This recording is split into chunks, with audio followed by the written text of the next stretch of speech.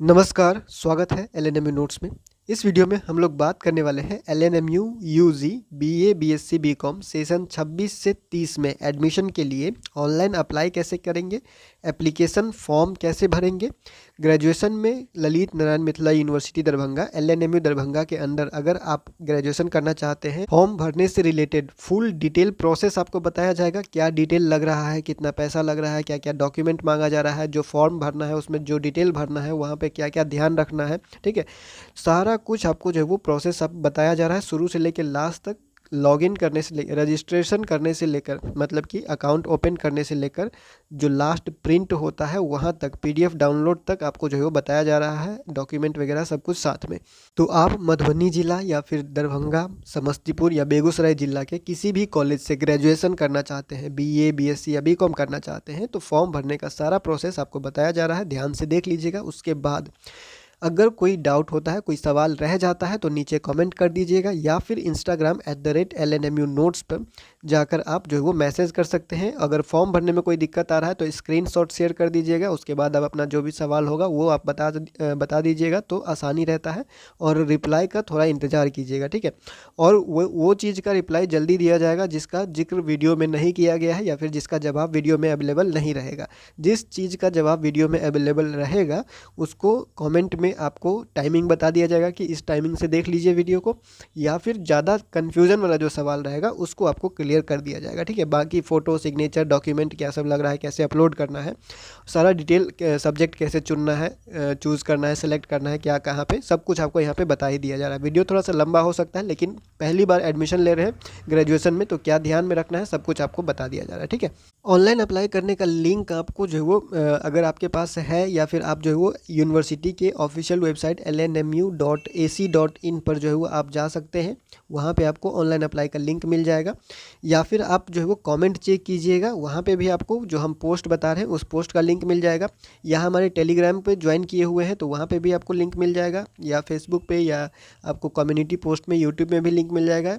आप जहाँ से भी चाहे वहाँ से एक्सेस कर सकते हैं, या फिर आप डायरेक्ट सर्च कर लीजिएगा lnmunotes.in। ठीक है, वेबसाइट पे क्रोम पे जाकर के आप जो है वो इस वेबसाइट को सर्च कर सकते हैं lnmunotes.in।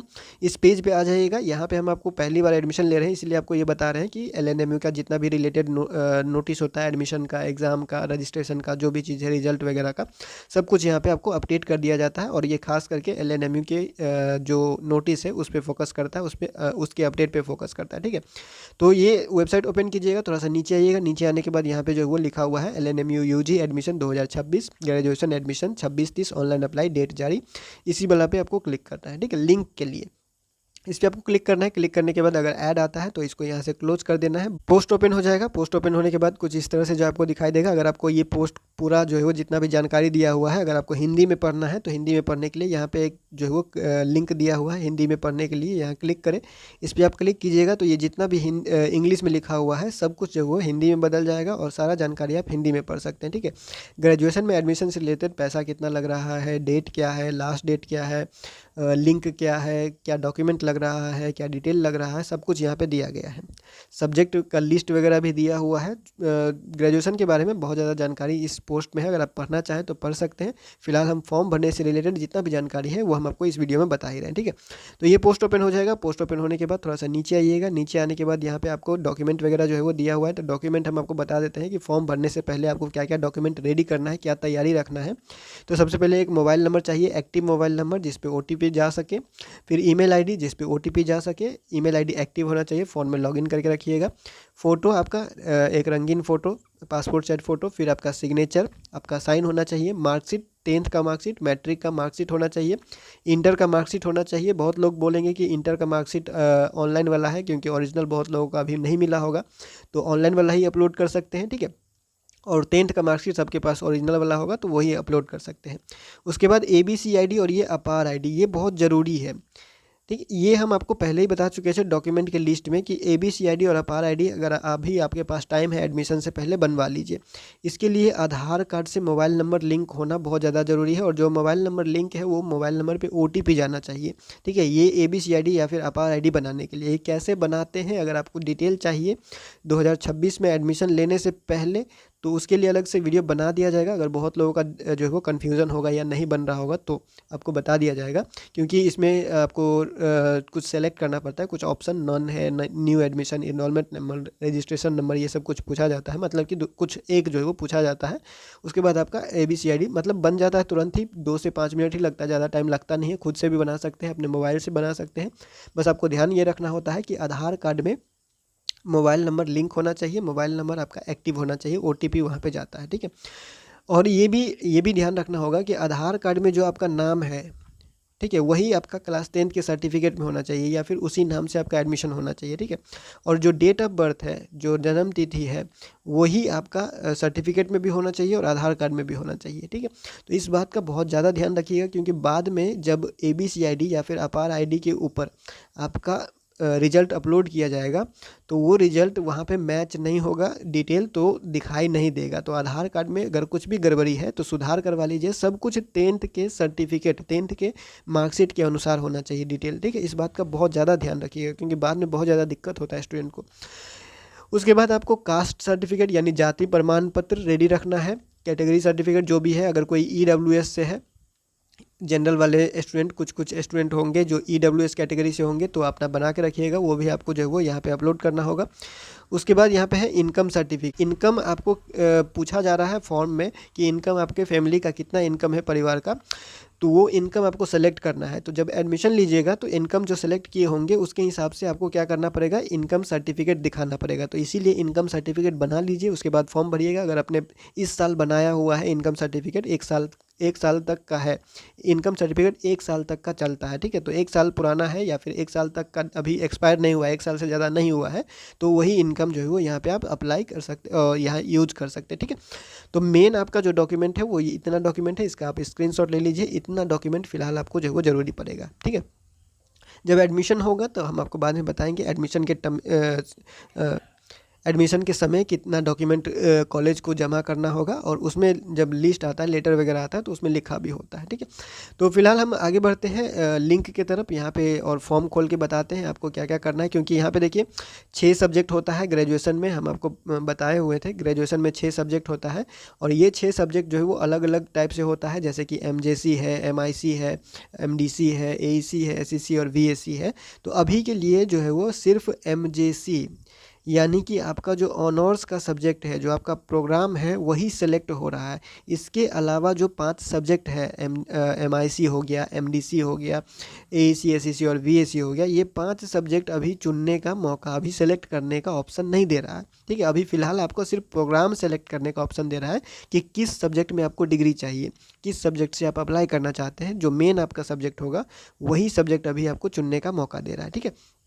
इसीलिए सब्जेक्ट के बारे में अभी हम बात नहीं करेंगे, जब उस टाइप का ऑप्शन आएगा तो उस समय बात कर लिया जाएगा, ठीक है। तो सब्जेक्ट वगैरह जिससे भी आप अप्लाई करना चाहते हैं सोच समझ के कीजिएगा, क्योंकि वो चेंज नहीं होगा। एक बार आप अप्लाई कर दिए तो कर दिए, दोबारा आपको जो है वो फिर करना चाहते हैं तो फिर से 500 रुपया देना पड़ेगा अप्लाई करने के लिए, फॉर्म भरने के लिए, ठीक है। जब जितना सब्जेक्ट आप चुन सकते हैं, एक सब्जेक्ट से अप्लाई करना चाहते हैं तो 500 रुपया, फिर 2 सब्जेक्ट से अप्लाई करना चाहते हैं तो फिर से 500 रुपया लगेगा, यानी 1000 रुपया लग जाएगा, ठीक है। तो गलती नहीं कीजिएगा, जो भी सब्जेक्ट आपको लेना है ध्यान से लीजिएगा, ठीक है। नीचे आइएगा तो यहाँ पे एक हरा कलर का बटन दिखाई देगा, UG सेशन 26 से 30 ऑनलाइन अप्लाई लिंक, इस पर क्लिक कीजिएगा। इस पर क्लिक करने के बाद जो यूनिवर्सिटी का ये ऑफिशियल वेबसाइट है जहाँ से आप फॉर्म भरेंगे ये ओपन हो जाएगा। इसके बाद का जो प्रोसेस है वो आपको बता देते हैं। एक एक स्टेप का जो है वो स्क्रीनशॉट ले लिया गया है ताकि आपको डिटेल से समझाया जा सके, इसीलिए बहुत ध्यान से देखिएगा। हर एक स्टेप को आपको जो है वो ध्यान से बताया जाएगा, ठीक है, डिटेल में बताया जा रहा है, ठीक है।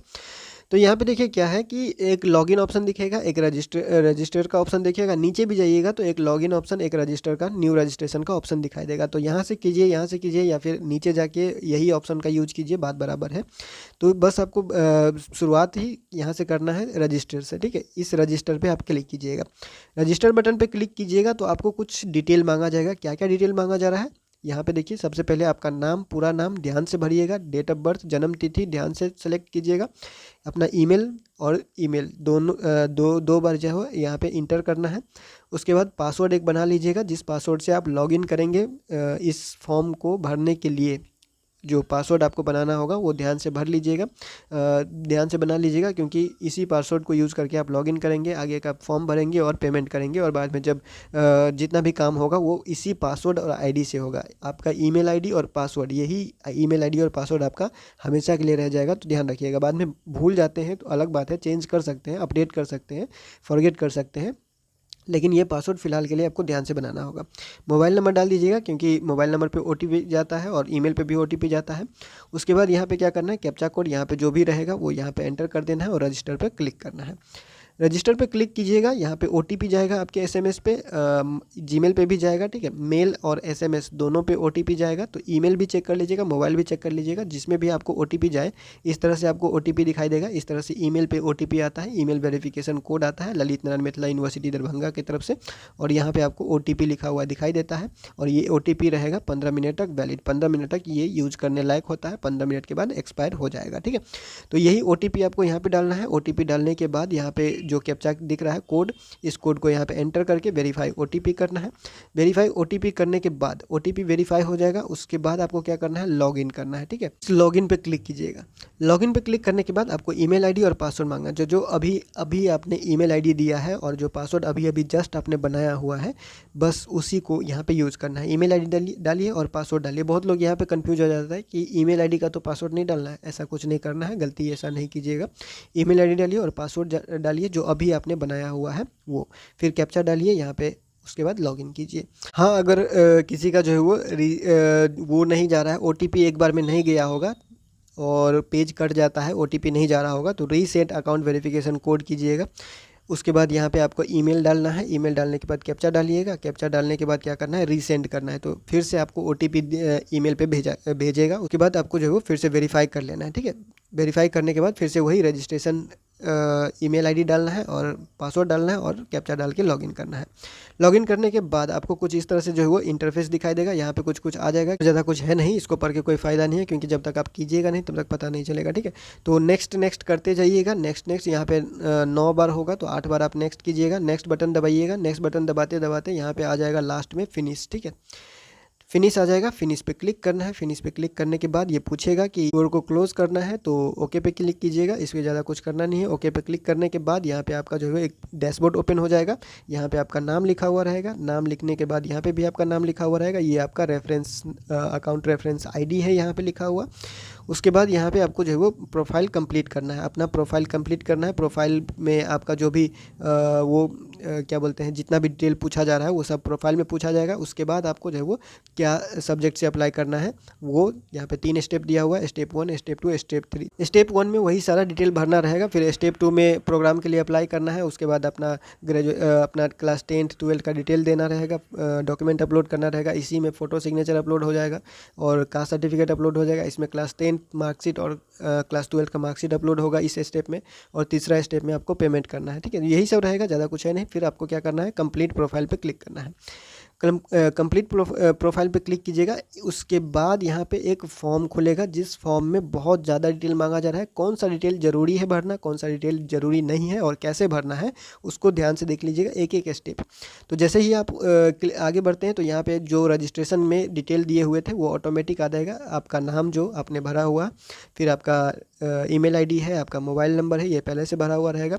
अल्टरनेट ईमेल आईडी कोई देना चाहते हैं तो वो दे सकते हैं। अल्टरनेट मोबाइल नंबर कोई देना चाहते हैं अपने गार्जियन का तो वो दे सकते हैं। उसके बाद यहाँ पे आपका डेट ऑफ बर्थ रहेगा, जो भी आपका जन्म तिथि है, जो आपने रजिस्ट्रेशन में जस्ट इससे पहले दिया हुआ है वो है। और उसके बाद यहाँ पे आपका सेलेक्ट करना है जेंडर, ठीक है, मेल फीमेल जो भी है वो यहाँ पे सेलेक्ट कीजिएगा। कैटेगरी सेलेक्ट करना है।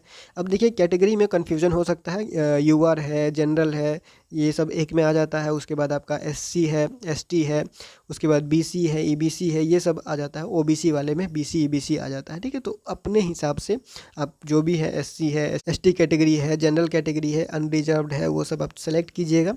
बीसी ईबीसी जो भी है, ओबीसी वो बीसी में आता है, तो वो सेलेक्ट कीजिएगा।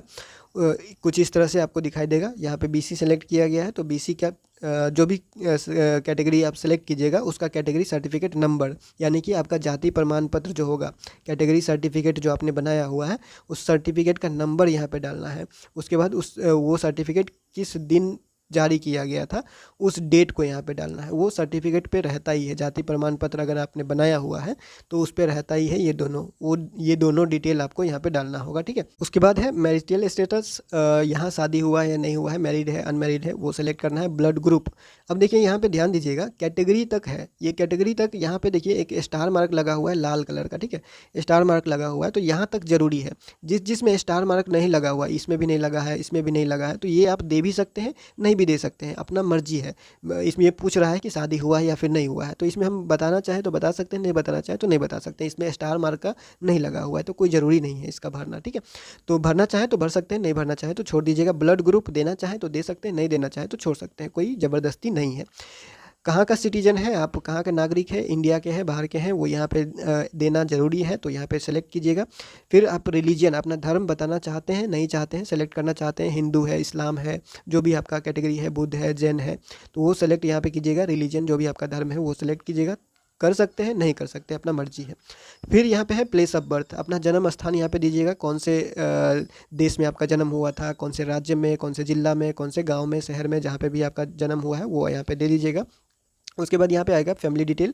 फैमिली डिटेल में बहुत ज़्यादा चीज़ मांगा जा रहा है, आपको ज़्यादा कुछ भरने का जरूरत है नहीं, ठीक है। बस अपना मम्मी का नाम भर दीजिएगा, मम्मी का मोबाइल नंबर वगैरह ये सब देने का जरूरी नहीं है। फिर माता जी क्या करते हैं, माता जी का जो पेशा है वो क्या है, क्या करते हैं, कोई काम वगैरह करते हैं, नौकरी वगैरह जो भी है, देना चाहे दे सकते हैं, कोई ज़बरदस्ती नहीं है। क्योंकि यहाँ पे देखिए क्या लिखा हुआ है, मदर्स नेम में स्टार मार्का लगा हुआ है, बाकी किसी चीज़ में स्टार मार्का नहीं लगा हुआ, ना मोबाइल नंबर में, ना ऑक्यूपेशन में, ना क्वालिफिकेशन में, माता जी कहाँ तक पढ़े हुए हैं, मम्मी आपका जो भी है, ये डिटेल देना चाहते हैं दीजिए, नहीं देना चाहते हैं नहीं दीजिए। ये सब देने का कोई ज़रूरत है नहीं, इससे कोई फ़र्क नहीं पड़ेगा अभी, ठीक है। तो यहाँ पे करना क्या है, बस आपको मम्मी का नाम यहाँ पे डाल देना है। मम्मी का नाम डालने के बाद और कुछ मत भरिए, सीधे आ जाइए नीचे, पापा का नाम यहाँ पे डाल दीजिए अपना, ठीक है। और उसके बाद कुछ नहीं करना है, थोड़ा सा नीचे आ जाइए, और इतना ज़्यादा करने का जरूरत नहीं है। इमरजेंसी कॉन्टैक्ट नंबर, अपने गार्जियन का कोई कॉन्टैक्ट नंबर यहाँ पे दे दीजिएगा, जो हमेशा एक्टिव रहता है, जो ज़रूरी होता है, घर के लिए सबके लिए ज़रूरी होता है, वो वाला नंबर यहाँ पे दे दीजिएगा, ठीक है। उसके बाद कंबाइंड फैमिली इनकम बोल रहा है, तो इनकम कितना है आपके, जो इनकम सर्टिफिकेट आपने बनाया हुआ है, कितने का इनकम सर्टिफिकेट बनाया हुआ है, 1 लाख का बनाया है, 2 लाख का बनाया है, जितना का बनाया है उस हिसाब से यहाँ पे सेलेक्ट कर दीजिएगा कि 1 लाख से कम है तो लेस देन 1 लाख दीजिएगा। फिर 1 लाख से 2 लाख तक है तो 1 लाख से 2 लाख तक वाला ऑप्शन चूज़ कीजिएगा। तो फिर 2 से 3 के बीच में है तो 2 से 3 वाला ऑप्शन जो है वो सेलेक्ट कीजिएगा, ठीक है। अपने हिसाब से जितना का इनकम सर्टिफिकेट आप बनाते हैं उसके हिसाब से यहाँ पे इनकम सेलेक्ट कीजिएगा, ठीक है।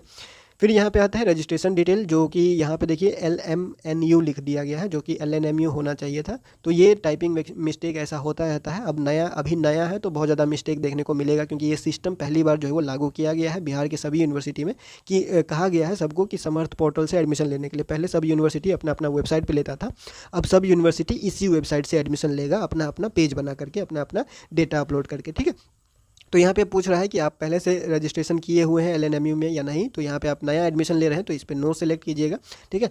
पहले से एडमिशन मतलब कि पहले से इनरोलमेंट मेरा LNMU में नहीं है।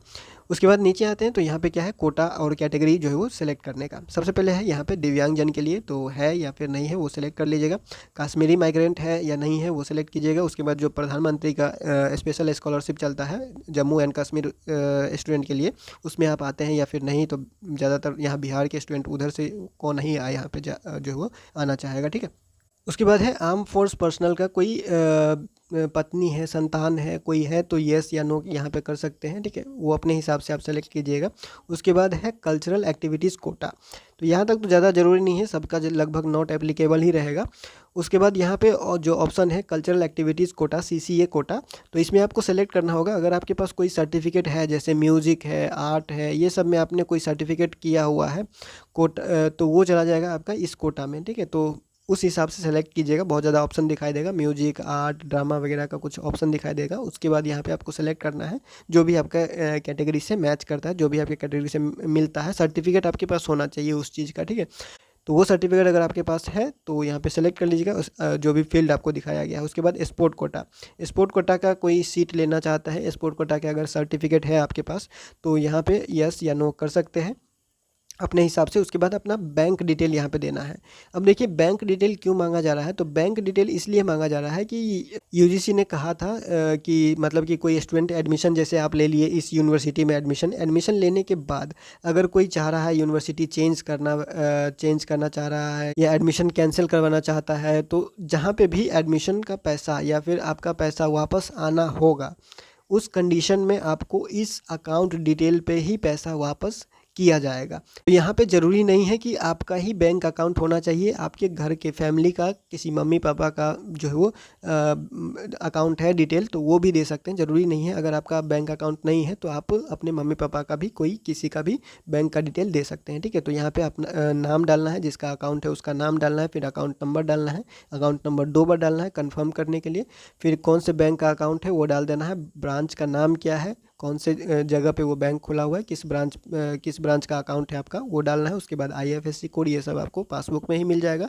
तो पासबुक देके ये डिटेल अकाउंट का जो है वो भर दीजिएगा। ज़्यादा जरूरी ये भी ज़रूरी है, इसको जो है वो कर ही लीजिएगा। ठीक है, उसके बाद है एड्रेस, तो एड्रेस तो आप भर ही लीजिएगा, जो भी आपका एड्रेस है वो पूरा यहाँ पे भर दीजिएगा। जो आपका गाँव है, पोस्ट ऑफिस है, पुलिस स्टेशन है, सब कुछ यहाँ पे आप जो है वो जो फिल कर दीजिएगा। ध्यान से कीजिएगा क्योंकि यहाँ पे अगर जो भी आप लिख रहे हैं, जो भी चीज़ लिखिएगा वो फॉर्म में बाद में जो है वो दिखेगा। ठीक है, तो उसके बाद है कंट्री सेलेक्ट करना है, जो भी आपका एड्रेस है सब कुछ इंडिया का रहेगा, स्टेट आपका बिहार रहेगा या फिर बाहर का है, फिर डिस्ट्रिक्ट आपका जो भी है वो आप सेलेक्ट कीजिएगा, फिर आपका सिटी शहर यहाँ पे सेलेक्ट कीजिएगा।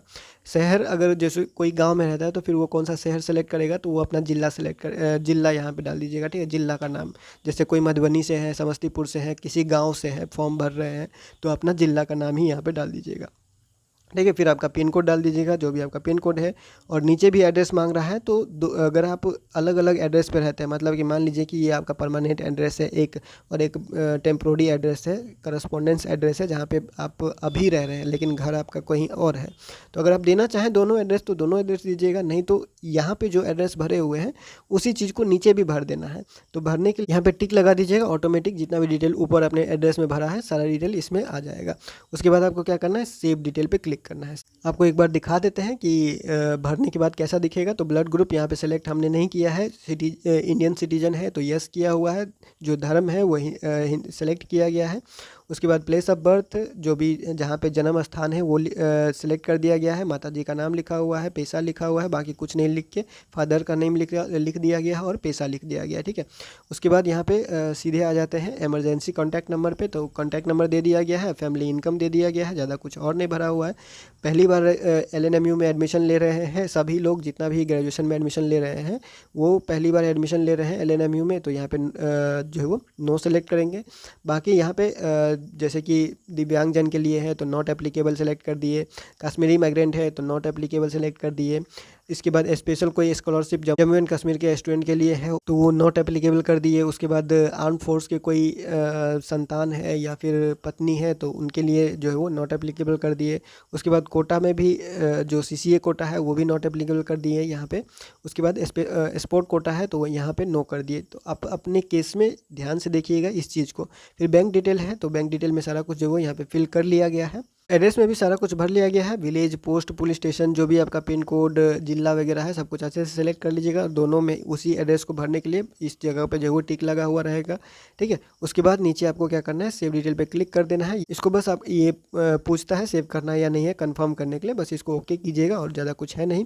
उसके बाद आपका जो फॉर्म भरा हुआ, जितना आपने अभी डिटेल भरा वो सब कुछ यहाँ पर आ जाएगा, सब कुछ आ जाएगा। उसके बाद अगर इसको एडिट करना चाहते हैं, इसमें अगर कुछ जो है वो चेंज करना चाह रहे हैं तो यहाँ पे नीचे अपडेट डिटेल का ऑप्शन दिखाई देगा। इस डिटेल में कुछ अपडेट करना है तो अपडेट कर लीजिए, नहीं तो प्रोसीड टू नेक्स्ट कीजिए। ठीक है, प्रोसीड टू नेक्स्ट कीजिएगा। उसके बाद यहाँ पे आपको जो है वो दिखाई देगा ABCID का ऑप्शन, ABCID या फिर अपार ID। अभी आपको ABCID जो है वो अपार ID के नाम से मिलेगा। तो अपार ID या फिर ABCID दोनों एक ही चीज़ है। अगर आपने बनाया हुआ है पहले से तो पहले से बनाया हुआ है तो उसी को डालिएगा, क्योंकि एक ही बार बनता है, ये बार बार नहीं बनेगा। जैसे कि आधार कार्ड बना हुआ है वैसे ही अपार ID कार्ड भी बनेगा और एक ही नंबर रहेगा। बार बार उसमें एकेडमिक डिटेल, जैसे कि आप अभी BA कर रहे हैं या फिर BSc कर रहे हैं, बाद में कोई चाहेगा कि MA करें या MSc करें या फिर B.Ed करें, ठीक है, तो फिर अपार ID मांगेगा उसमें, तो क्या करिएगा, दोबारा बनाइएगा नहीं, उसमें अपने आप जो है वो डिटेल जुड़ते हुए चला जाएगा। आपको बस एक बार आईडी बनाना है और उसी आईडी को हर जगह यूज़ करना है। जब भी अपार आईडी या फिर एबीसी आईडी मांगा जाएगा तो उसी आईडी को यूज़ करना है, जैसे कि आप आधार कार्ड को यूज़ करते हैं अपने बैंक के लिए या फिर कोई और काम के लिए। उसी तरह से जितना भी पढ़ाई लिखाई वाला काम होगा और एबीसी आईडी या फिर अपार आईडी मांगा जाएगा, वहाँ पे भी आपको यही यूज़ करना है। अगर नहीं बनाए हुए हैं, डिटेल वीडियो चाहिए तो बता दीजिएगा, हम आपको बता देंगे, या फिर यूट्यूब पे सर्च कर लीजिएगा कैसे बनाना है। कोई कन्फ्यूज़न होगा तो आप कमेंट कर दीजिएगा, फिर मैसेज कर दीजिएगा इंस्टाग्राम पे, ठीक है। और एनसीसी सर्टिफिकेट किसी के पास है तो यस कीजिएगा, नहीं तो नो कीजिएगा। अब अगर आपने एनएसएस कैंप में कभी भी भाग लिया हुआ है तो यस कीजिएगा, नहीं तो नो कीजिएगा। कोई भी सर्टिफिकेट दोनों में से है तो यस कीजिए, नहीं तो नो कीजिए। उसके बाद आपको पूछा जाएगा इंग्लिश आपको लिखने आता है, पढ़ने आता है, बोलने आता है या नहीं, ठीक है। तो अगर इंग्लिश है, इंग्लिश आपको पढ़ने आता है तो यहाँ पे टिक कर दीजिएगा, लिखने आता है तो यहाँ पे भी टिक कर दीजिएगा, बोलने आता है तो यहाँ पे भी टिक कर दीजिएगा, ठीक है। तीनों आपका यहाँ पे टिक हो गया। उसके बाद मान लीजिए किसी को सिर्फ लिखने आता है तो यहाँ पे टिक कर दीजिएगा, बाकी ये दोनों जो है वो छोड़ दीजिएगा। अगर आपको सिर्फ और सिर्फ इंग्लिश पढ़ने आता है तो यहाँ पे टिक कीजिएगा, इन दोनों को छोड़ दीजिएगा, ठीक है। ज़बरदस्ती नहीं है, बस आपको यहाँ पे पूछ रहा है कि इंग्लिश जो लैंग्वेज है ये आपको पढ़ने आता है, लिखने आता है या फिर बोलने आता है या फिर तीनों आता है, ठीक है। उसके बाद हिंदी के साथ भी वही है, हिंदी के साथ भी वही है। जो भी लैंग्वेज आपको जिस तरह से भी आता है, लिखने पढ़ने बोलने तीनों में से कुछ भी आता है या फिर तीनों आता है तो यहाँ पर टिक कर दीजिएगा उसी हिसाब से। फिर अगर आप कोई और लैंग्वेज ऐड करना चाहते हैं, अदर लैंग्वेज मैथिली हो गया, जैसे हम यहाँ पे ऐड कर दिए हुए मैथिली है, पढ़ने आता है, बोलने आता है, लिखने आता है, तीनों में से कुछ आता है तो सेलेक्ट कीजिए। या फिर कोई अदर लैंग्वेज है तो अदर लिख कर जो सेलेक्ट करना होगा वो आप सेलेक्ट कर दीजिएगा। सेलेक्ट करने के बाद यहाँ पे सब कुछ सेलेक्ट हो जाएगा। उसके बाद यहाँ पे क्या करना है, सेव एंड नेक्स्ट पे क्लिक करना है। तो जैसे आपने भरा हुआ है वो डिटेल यहाँ पे आ जाएगा। बस आपको अगर इस डिटेल में चेंज करना है तो अपडेट कर लीजिएगा, नहीं चेंज करना है तो प्रोसीड टू नेक्स्ट कीजिएगा। प्रोसीड टू नेक्स्ट करने के बाद यहाँ ये आपसे मांग रहा है फ़ोटो, सिग्नेचर और उसके बाद हमने बीसी कैटेगरी सेलेक्ट किया है तो बीसी यहाँ पे उसका सर्टिफिकेट अंडरटेकिंग मांग रहा है, ठीक है। अब यहाँ पे देखिए, अगर आपने जो भी एससी मांगा होगा या एससी कैटेगरी सेलेक्ट किए होंगे, एसटी कैटेगरी सेलेक्ट किए होंगे, जो भी कैटेगरी सेलेक्ट किए होंगे, जो भी आपने सेलेक्ट किया है उसका सर्टिफिकेट यहाँ पे अपलोड करना है। उसके बाद है इनकम सर्टिफिकेट। इनकम सर्टिफिकेट आपको यहाँ पे अपलोड करना है। जो भी आपने इनकम दिया हुआ है, सेलेक्ट किया है, 1 लाख से नीचे है या फिर 1 लाख से ज़्यादा है या फिर 1 लाख से 2 लाख के बीच में है, वो यहाँ पर आपको सेलेक्ट करके वो डॉक्यूमेंट इनकम सर्टिफिकेट जो है वो यहाँ पे सेलेक्ट करना है। इनकम सर्टिफिकेट ऑप्शनल है, दे भी सकते हैं या नहीं भी दे सकते हैं। ये सब डॉक्यूमेंट, फोटो, सिग्नेचर, जाति प्रमाण पत्र, आय प्रमाण पत्र, इनकम सर्टिफिकेट, ये सब कुछ आपको अपलोड करना है। अपलोड कैसे करना है, तो ये सेलेक्ट फाइल जो लिखा हुआ है, ये बटन, इस बटन पे आपको क्लिक करना है। सेलेक्ट फाइल बटन पे जो क्लिक की उसके बाद यहाँ पे आपको मोबाइल से भर रहे होंगे तो कुछ इस तरह से ऑप्शन दिखाई देगा। उसमें यहाँ पे एक मीडिया पिकर दिखाई देगा, इस मीडिया पिकर पे क्लिक कीजिएगा। उसके बाद अपने फाइल में जाइएगा, फ़ोन में फाइल मैनेजर में, जहाँ पे भी आपने डॉक्यूमेंट रखा है। फ़ोटो अपलोड कर रहे हैं तो फ़ोटो ढूंढ लीजिएगा, साइन अपलोड कर रहे हैं तो साइन ढूंढ लीजिएगा, ठीक है। जो भी चीज़ अपलोड करना है वो सेलेक्ट कर लीजिएगा। सेलेक्ट करने के बाद कुछ इस तरह से यहाँ पे आ जाएगा कितना केबी का है वो फाइल और फाइल का नाम क्या है वो यहाँ पे आपको दिखने को मिलेगा। बस आपको ध्यान रखना है कि जो फ़ोटो होगा वो फ़ोटो 10 केबी से 500 केबी के बीच में होना चाहिए। जो सिग्नेचर होगा वो भी 10 केबी से 500 केबी के बीच में होना चाहिए। और जो आपका बैकवर्ड क्लास यानी बीसी सर्टिफिकेट होगा, ठीक है, बीसी या फिर आपका जो इनकम सर्टिफिकेट होगा, सब डॉक्यूमेंट जो है वो 10 केबी से लेके 500 केबी तक के बीच में होना चाहिए। जेपीजी, पीडीएफ और जेपीईजी में होना चाहिए आपका जो जाति प्रमाण पत्र या इनकम सर्टिफिकेट है वो। और जो फोटो सिग्नेचर है वो जेपीजी या फिर जेपीईजी में होना चाहिए, ठीक है। किसी किसी का पीएनजी होता है तो पीएनजी में आपको जो है वो यहाँ पे सेलेक्ट नहीं होगा, वो फाइल नहीं लिया जाएगा, ठीक है। बस आपको इतना ध्यान रखना है। तो जब आप सेलेक्ट कीजिएगा तो सेलेक्ट करने के बाद ये ऑप्शन दिखाई देगा और उसके बाद आपको स्टार्ट अपलोड पे जो है वो क्लिक करना है और इंटरनेट के हिसाब से आपके फाइल के साइज़ के हिसाब से फाइल जो है वो अपलोड हो जाएगा। तो सारा फाइल जब अपलोड हो जाएगा, अपलोड होने के बाद कुछ इस तरह से आपको दिखाई देगा। फ़ोटो हो गया, यहाँ पे फ़ोटो दिखाई देगा। उसके बाद यहाँ पे सिग्नेचर अपलोड होगा तो आपका सिग्नेचर यहाँ पे दिखाई देगा। फिर आपके जाति प्रमाण पत्र दिखाई देंगे जो भी आपने अपलोड किया हुआ है। फिर आपका आय प्रमाण पत्र, इनकम सर्टिफिकेट जो भी आपने अपलोड किया हुआ है, ठीक है, वो दिखाई देगा। अगर आपको इसको अभी आगे नहीं बढ़ाना है तो सेव कर लीजिएगा ड्राफ्ट में या फिर बैक जाके कुछ और जो है वो चेक कर सकते हैं। उसके बाद अगर सब कुछ आपने ओके किया हुआ, सब कुछ सही से भरा गया है, अपलोड भी हो गया है तो प्रोसीड टू नेक्स्ट कीजिएगा। प्रोसीड टू नेक्स्ट कीजिएगा तो जितना डिटेल आपने भरा हुआ है सारा डिटेल आपको फिर से एक बार दिखाई देगा। सब कुछ एक बार चेक कर लीजिएगा कि सब कुछ जो है वो ठीक से भरा हुआ है या फिर नहीं भरा हुआ है। और ये जो डॉक्यूमेंट अपने फ़ोटो, सिग्नेचर और जाति प्रमाण पत्र, इनकम सर्टिफिकेट अपलोड किया है, ये सब कुछ यहाँ पर आ जाएगा। और देख लीजिएगा एक बार सही से अपलोड हुआ है, डिटेल सही से भरा हुआ है या नहीं भरा हुआ है। क्योंकि अब जो यहाँ पे सबमिट एंड लॉक का ऑप्शन दिख रहा है, इसका मतलब ये है कि एक बार आपने अब सबमिट कर दिया तो फिर पीछे जाने का मौका नहीं मिलेगा। ये लास्ट मौका है पीछे जाने का और डिटेल चेक करने का। ठीक है, तो जितना डिटेल और डॉक्यूमेंट आपने अभी तक दिया है इसमें, वो एक बार फिर से चेक कर लीजिएगा। जब तक आप पूरा 100% श्योर नहीं है कि सही सही सब कुछ हम भर लिए, तब तक सबमिट एंड लॉक नहीं कीजिएगा, क्योंकि इसके बाद एडिट का ऑप्शन आपको अभी नहीं मिलेगा।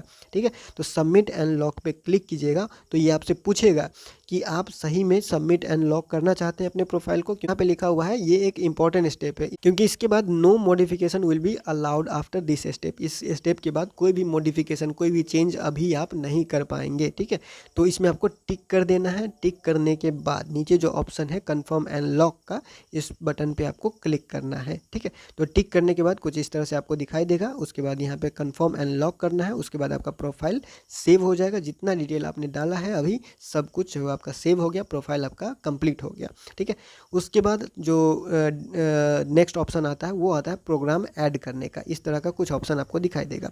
प्रोग्राम ऐड करने का ऑप्शन यहाँ पे दिया गया है। तो इसमें आप क्या कर सकते हैं, एक प्रोग्राम या फिर 2 प्रोग्राम या फिर 3 प्रोग्राम, आप जो भी सब्जेक्ट से अप्लाई करना चाहते हैं। मान लीजिए कोई फिजिक्स से अप्लाई करना चाहते हैं, फिर मन बदल गया, फिर चाह रहे हैं नहीं केमिस्ट्री से अप्लाई कर देते हैं, तो सोच लीजिएगा पहले क्या करना है। क्योंकि अगर आप एक बार फिजिक्स से फॉर्म भर दिए तो चाहिएगा कि बाद में हम चेंज कर लेंगे केमिस्ट्री में, तो वो नहीं होगा। फिर आपको केमिस्ट्री से फॉर्म भरना पड़ेगा, क्योंकि प्रोफाइल आपका सेव रहेगा। अभी तक जो आपने काम किया वहाँ तक चेंज नहीं करना पड़ेगा, चेंज यहाँ से करना पड़ेगा। ठीक है, अप्लाई फॉर ए प्रोग्राम के लिए एक बार आपने सेलेक्ट किया, जो प्रोग्राम सेलेक्ट किया, फिर चाहते हैं उसको चेंज करना, तो फिर अप्लाई फॉर ए प्रोग्राम का फिर से सेलेक्ट करके फिर से सब्जेक्ट चेंज करना होगा। ठीक है, तो ध्यान से एक बार जो है वो सोच के उसके बाद सेलेक्ट कीजिएगा। तो अप्लाई फॉर ए प्रोग्राम पे सेलेक्ट कीजिएगा। उसके बाद कुछ इस तरह से बैचलर और मास्टर का ऑप्शन दिखाई देगा। तो आपको क्या करना है, बीए, बीएससी, बीकॉम करना है, तो बैचलर पे आपको वो सेलेक्ट करना है। बैचलर पे यहाँ पे क्लिक कर दीजिएगा।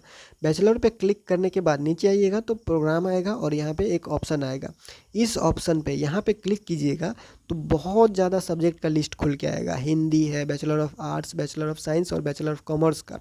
हिंदी, हिस्ट्री, ज्योग्राफी, स्टैटिस्टिक्स भी ऑप्शन दिखा था इसमें। कुछ स्टूडेंट, 1 या 2 स्टूडेंट ही कमेंट किए हुए थे कहीं पे, या फिर इंस्टाग्राम पे भी मैसेज किए हुए थे कि एलएनएमयू से स्टैटिस्टिक्स में एडमिशन लेना है तो फिर कैसे लेंगे। तो हमने उनको कहा था कि पीयू में होता है, एलएनएमयू में नहीं होता है। तो यहाँ पे ऑप्शन दे रहा है, अगर देखिए चेक करके, जो भी सब्जेक्ट से आपको करना है उन सब्जेक्ट से, जैसे कि कुछ सब्जेक्ट हो गया स्टैटिस्टिक्स, उसमें एडमिशन नहीं होता था, तो उसमें अगर यहाँ पे अप्लाई हो रहा है तो एडमिशन हो जाएगा। तो चेक कर लीजिएगा ऐसे स्टूडेंट जो कुछ 1-2 सब्जेक्ट अपवाद है। ठीक है, तो यहाँ पे जैसे हिंदी, हिस्ट्री, फिजिक्स, केमिस्ट्री जो भी आपका है वो प्रोग्राम यहाँ पे सेलेक्ट कीजिएगा सोच समझ के। उसके बाद स्टार्ट एप्लीकेशन पे क्लिक कीजिएगा। कुछ इस तरह से ऑप्शन आपको दिखाई देगा। इसमें से आपको सब्जेक्ट आपका जो भी लेना चाहते हैं वो जो है वो चुनना होगा। जिस सब्जेक्ट में आपको डिग्री चाहिए वो यहाँ पे सेलेक्ट हो रहा होगा। ठीक है, तो इसको ध्यान से चुनिएगा। वो होने के बाद नीचे जो ऑप्शन रहेगा वो रहेगा कॉलेज चुनने का। तो कम से कम आपको 1 कॉलेज चुनना है और ज़्यादा से ज़्यादा 5 कॉलेज चुन सकते हैं। 1 कॉलेज चुन सकते हैं, 2 कॉलेज चुन सकते हैं, 3 कॉलेज, 4 कॉलेज, 5 कॉलेज का नाम दे सकते हैं। 5 कॉलेज तक का दे सकते हैं, लेकिन कम से कम 1 देना है। तो कॉलेज का नाम सेलेक्ट करने के लिए आपको इस सेलेक्ट वाले बटन पे, इस सेलेक्ट वाले कॉलम में जो है वो क्लिक करना है। इस पर क्लिक कीजिएगा तो कॉलेज का नाम खुल के आ जाएगा और आप नीचे स्क्रॉल करते जाइएगा। जो भी कॉलेज में आपको एडमिशन लेना है उस कॉलेज को जो है वो क्लिक कीजिएगा। वो कॉलेज जो है वो सेलेक्ट हो जाएगा। वो कॉलेज सेलेक्ट हो जाएगा। जैसे कि यहाँ पे 2 कॉलेज का ऑप्शन दिया जो है वो सेलेक्ट किया गया है, तो जो भी आपको ये सेलेक्ट करना होगा वो इसी तरह से सेलेक्ट कर लीजिए। अगर आपको और कॉलेज का नाम सेलेक्ट करना है तो और कॉलेज का नाम सेलेक्ट कर लीजिएगा। उसके बाद स्टार्ट एप्लीकेशन पे क्लिक कीजिएगा। और इस तरह का अगर ऑप्शन आता है तो रिज्यूम एप्लीकेशन पे जो है वो क्लिक कीजिएगा।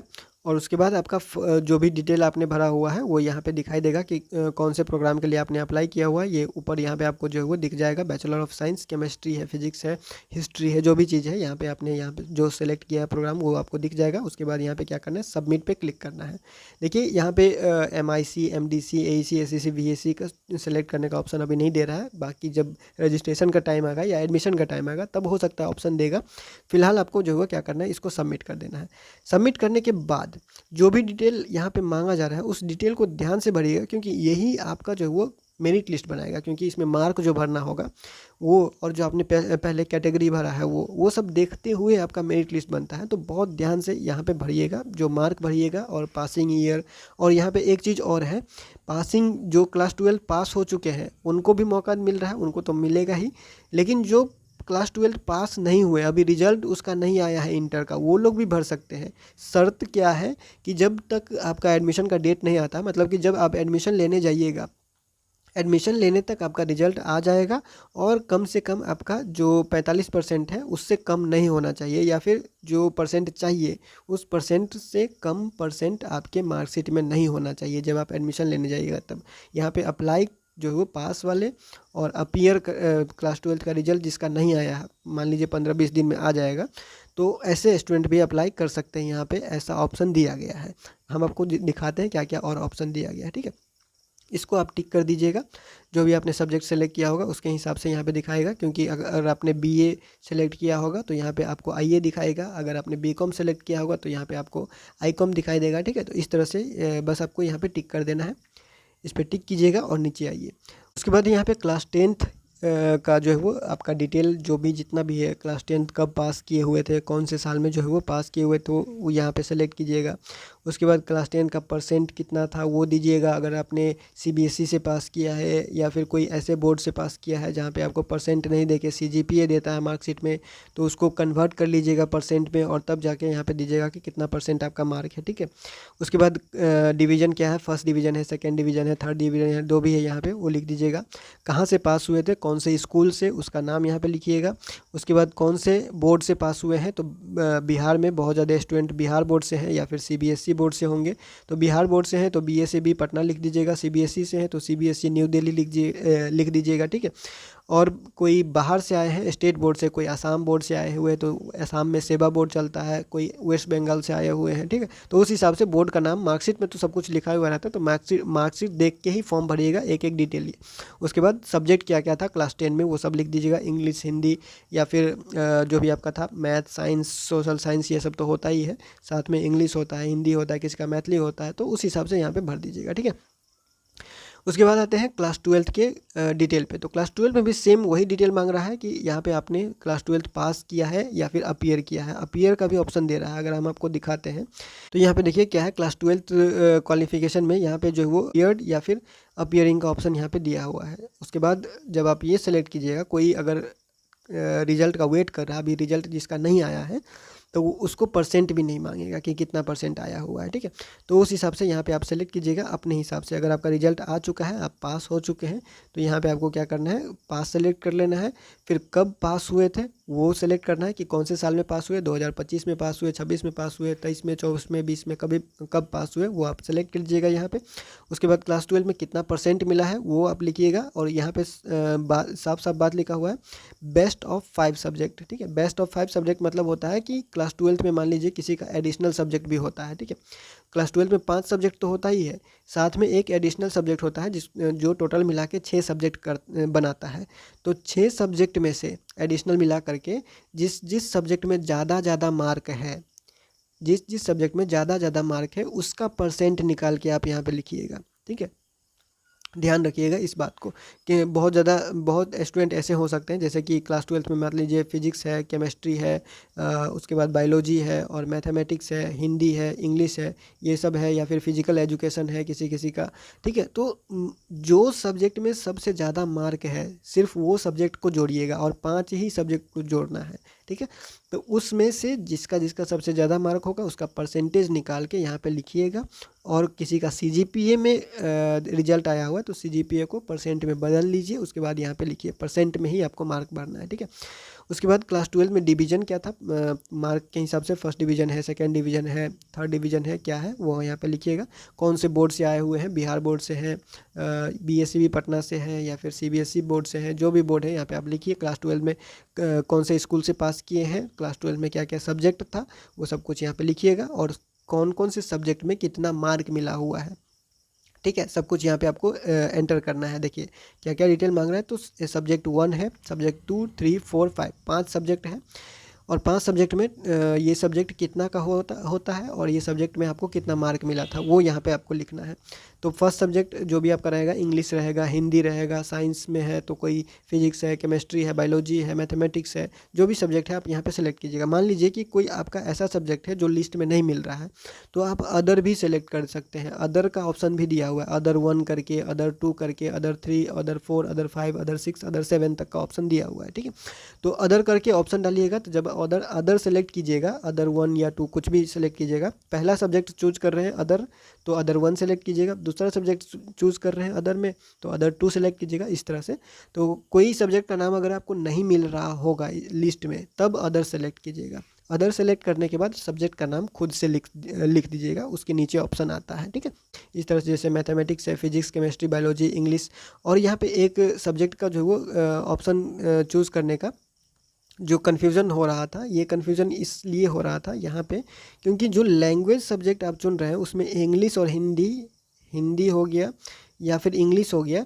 यहाँ पे इलेक्टिव सेलेक्ट किया हुआ है, इसमें देख करके आपको नहीं भरना है, ये डेमो के लिए हम आपको बता रहे हैं, ठीक है। आपको सब्जेक्ट सेलेक्ट करना है कोर वाला, ठीक है।